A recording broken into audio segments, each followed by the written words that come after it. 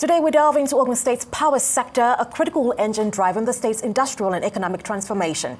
Ogun State in southwestern Nigeria is a strategic location, and proximity to Lagos is one of Nigeria's fastest-growing economies, contributing significantly to the country's GDP with industries such as manufacturing, construction, and agriculture. However, reliable energy remains a key challenge to sustain its rapid growth. Recognizing this, Ogun State has made strategic efforts to reform its power sector with policies and incentives aimed at improving energy infrastructure and attracting investments into renewable energy and independent power projects. Joining us now to discuss this further is Jide Onakoya, who is Special Advisor on Energy to the Ogun State Governor, Prince Dr. Dapo Abiodun CON, who has been at the forefront of driving these reforms. We will be discussing the state's energy strategy, key government policies, and the outlook for the future of power in Ogun State. Welcome to the show, Jide. It's really great to have you on Business Week. Good morning. Thank you. Good morning.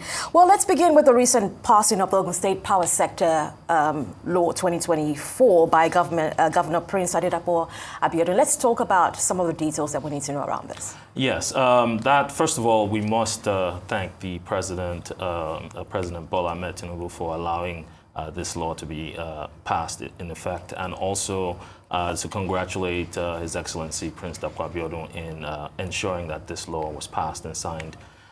This law essentially is, the main focus is to establish an electricity market. Which is very critical to the development of power in the state. It goes ahead to develop what I'll call zonal grids.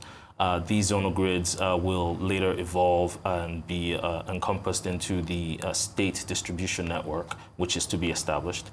It also establishes the Regulatory Commission for Ogun State, so the Ogun State Regulatory Commission, which would handle licensing and so on for potential investors. It also establishes the Ogun State Electricity Agency. This agency is like the implementation arm of the Ministry of Energy, which the bill on the overall establishes and sets into law. More than that, it will address power theft. It will establish rights for citizens and consequences. And furthermore, it will establish what we'll call a power stabilization fund.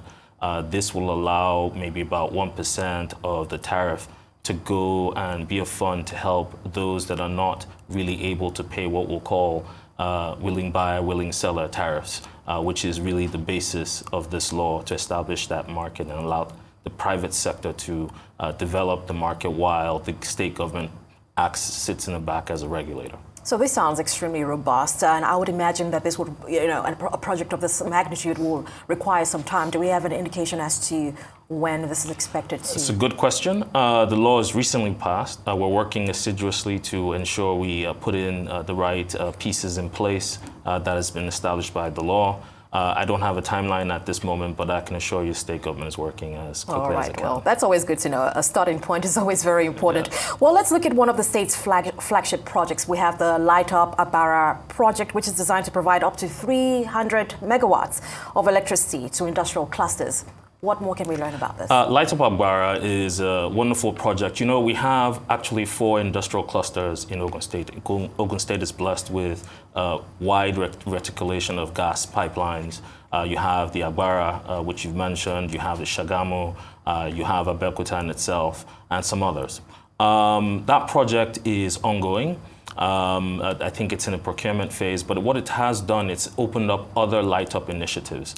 We have a bigger light up Ogun at the moment, and under that, a light up Abeokuta that we're looking at. In fact, there's IPP development in progress at the moment, 34 megawatts, of which 13 megawatts in the first phase should be in place in the next 6 months or so. So there's quite a lot under that flag, and we're looking to launch the Light Up Abeokuta all across the state.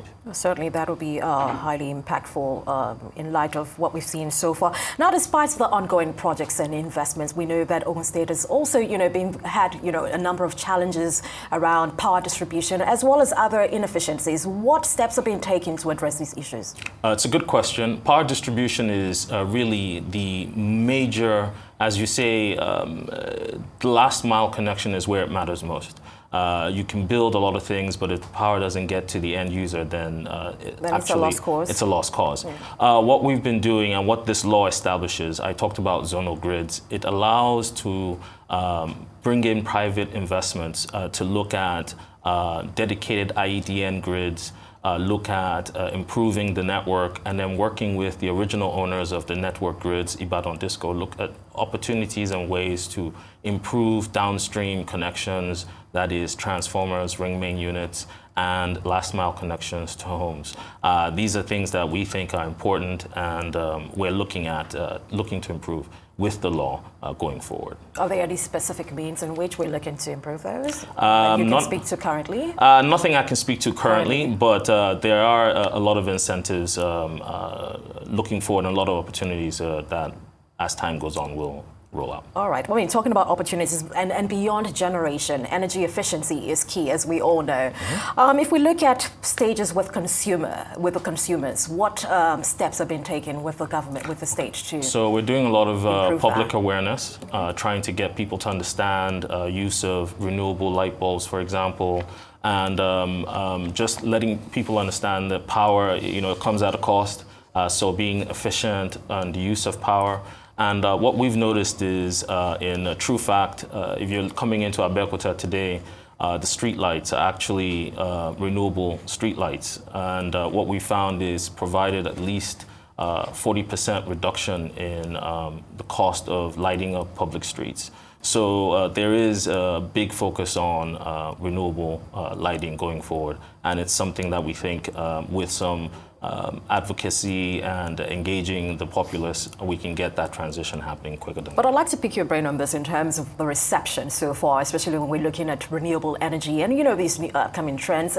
Reception-wise, do you believe the public is absorbing this information in the right way? Yeah, I think so. I think it's generally being accepted. There's a difference between what I'll call commercial renewable solutions, which is on a wider, greater scale, right, and things you can use in your homes. I think the smaller scale solar has picked up, people using that as an adjournment to grid power, so to speak. But on a wider scale, we're looking in Ogun State not just at solar, but we're looking at also other forms of sustainable energy. Be it wind or hydro or whatever. All right, so across the board. Well, Let's talk investment now. We know that Ogun State recently secured a 500 million investment from Japan. That's really great news, isn't it? Of course, this is towards power infrastructure. In what ways is this going to be allocated? So this actually is something being run by TCN and the Ministry of Power. It was a JICA, I believe, as a Japan Investment Authority loan. This really is for the TCN high transmission grid. There's a construction of about over 200 kilometers of high transmission network in the southwest of Nigeria. The intention is to improve power reliability. And for Ogun State, its own, like I said, it's really something being run by the federal government through Ministry of Power. Our job as the state government is to provide right-of-way access as it passes along Ogun State territory, and I believe it goes into Lagos State as well, and ensure that that right-of-way is provided and the Ministry of Power can do the work it needs to do going forward to improve that reliability of power into the southwest zone. Now, that's going to be very important because when we look at the long term, that's key, right? Yes. But let's look at PPPs now in relation to Ogun State's strategy. What role does this play? And of course, in fact, more importantly, how does the government ensure that this will, secure more long-lasting, long-term effect for the future? We cannot really develop the power sector without the private investment. PPP Office and I think Ogun Invest have been very out there in the forefront, attracting investments and attracting investors. This will really allow for the burden to be shared, the risks to be shared with ourselves and private industry. It would also bring in best practice. We feel like doing these projects through the PPP Office and Ogun Invest will only attract better competition and allow for greater growth of the industry, for the long term. Right. So, I mean, we spoke earlier about this $500 million investment. Is there any other in the offing? Not that I'm aware of. And like I said, that was sort of through Ministry of Power. But we were very engaged with the federal government and making sure that anything we can do to alleviate the sufferings of the people is brought in and affected through. The overall aim of Ogun State is to create a vibrant, thriving energy market within the state, be the #1 shop for industries looking to procure the cheapest generated power per kilowatt hour, which is our intention, and to have energy sustainability going forward. And that's really our drive. I mean, are there many that could be watching this and don't understand just how industrialized Ogun State is? Wow. So you need to give us a clearer picture. Well, like I tried to mention earlier, we have quite a number of developed industrial clusters. I think the #1 is the Abara industrial cluster, which has over 8,000 hectares of land of people doing from packaging to manufacturing to all pharmaceuticals and so on. Then on top of that, you have the new, thriving and expanding Shagamu interchange, which has quite a number of industries and pipe gas at high pressures for industries and people that need gas at that type of pressure. And what we're looking at is bringing in embedded power generation companies that can, through the zonal grid structure we're going to create, provide power that can be evenly distributed across the state on either 33 kV, which is medium voltage, or just going going as high as 110 potentially, just lower than where TCN is operating, to distribute that power evenly to the areas that are probably not as served or better served as the better areas in the cities. In other words, highly industrialized. That's the intention. That's a lot of work going on there. I want to create a much clearer picture in terms of renewable energy, and I don't want to misquote. So, of course, in terms of notable strides in renewable energy, we've seen 85 kilowatts solar mini grid in Bamu. Please correct me if I pronounce that very wrongly. This is an example of the government's commitment to rural electrification. Let's learn a little bit more about that project. Okay, that project really, it's about bringing in some areas are too far away from interconnected grids as it is.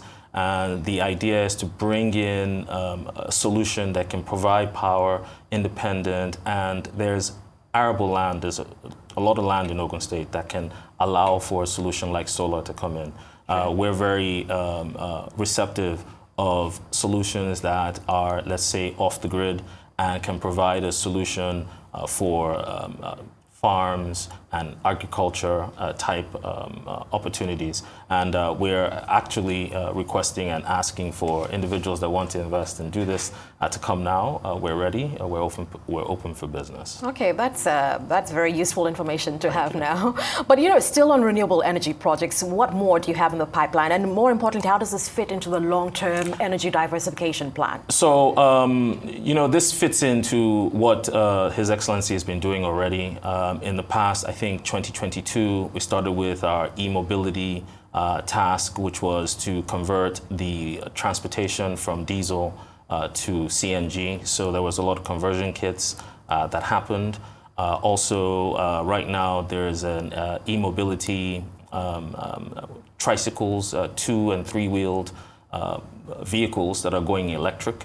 That is something that the state government is working on. And last year, we recently got deployment of CNG buses. And what we've also found is people have been receptive to that. We've been tapped into the presidential CNG initiative and having local people turn some of their workshops into CNG conversion workshops. Oh, really? And that has been going and it's been quite successful. And I must say Ogun State was the first to do this. So that's a feather in His Excellency's cap.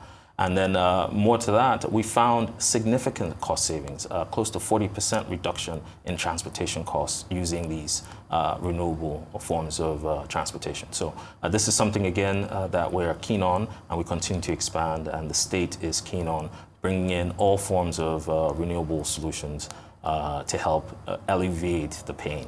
Well, that's very key. But, I want to look more at grassroots solutions now. We spoke earlier about outreach and information. In what ways are you communicating this to the end users? Okay, so part of the law and something that we will be rolling out is to continue to engage communities that are not being served. The idea is to find not all solutions fit all opportunities. So work with private companies that quite a number of them are out there in Ogun State at this moment, analyzing pockets of areas that are being less served and coming up with ingenious solutions that most of the time, and we're going to request, has a lot of renewable slant to it and can be sustainable for the long term. So that sensitization is ongoing, it's an ongoing process. That is correct. That's very great to hear. When we look at integrating the renewable energy sources from a policy perspective, when we're looking at solar, wind into the energy mix, what's the plan around that? Again, this is, the law allows for that. There is no set percentage on which of the forms of renewable energy would be acceptable.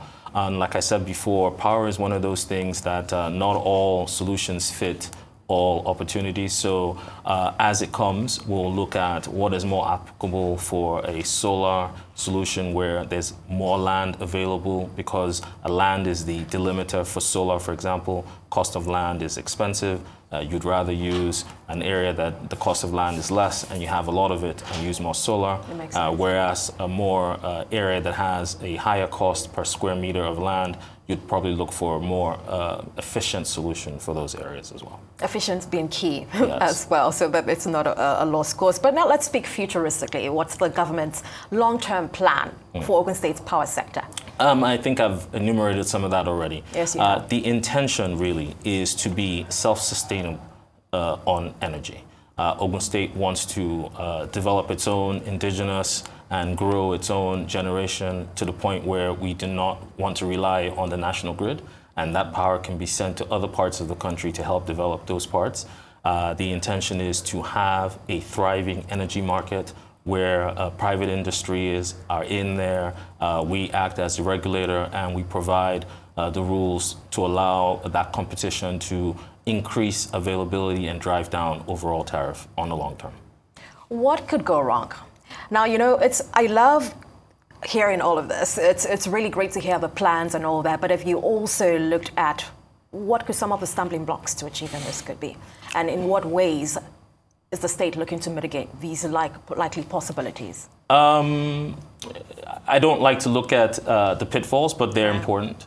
What I would say is adaptability, people getting on to understanding using electricity in a more efficient manner. That will help in mitigating losses, electricity losses generally. Our ability to penetrate the populace and inform them of what we're trying to do, and our ability to get the news out there, I guess, for folks to come in and create an environment that allows this to work. If we do not get the implementation of the act right and do it correctly, then maybe the slowdown could be an issue and not allowing for the implementation to happen quickly. That could be a stumbling block. But we're here, hands on deck, to ensure that that doesn't happen. Well, there are ways to circumvent and navigate that situation, as well as what I'm hearing you say. Yes. All right. Okay. That's always great to hear. If you're looking back at the last couple of years, what are you most proud of the government's work in terms of those projects? I think there is an intention to deregulate, which is needed. The centralized way we've run power all through the years has just not worked. It's important to allow the people that can grow faster to do that. What it does is it creates thriving energy markets that overall drives up availability of power, which is really what the country needs to drive the economy forward. And overall, looking at it, if we are able to get this right, we're able to come with tariffs that make sense. If people have power, then they're less reliant on other liquid fuels that actually is causing the hitch in the pocket, where the elasticity of pocket is defined, and then you have all these forms of energy that is driving your costs up. if we can get power right, we can reduce the dependency on all those more expensive fuels, and hopefully that can drive the economy. I think the government has gotten that right, and we're on the path to doing that successfully, and in Ogun State for sure. Oh, great. But if you want to paint a clear, let's look at 10 years into the future now. What do you see? In fact, I'm going to ask you comparatively, because some people could say 10 years is short term, actually, depending on what the projects are. So let's look at 10 years for power and 20 years. What do you see comparatively? In 10 years, the intention is to have more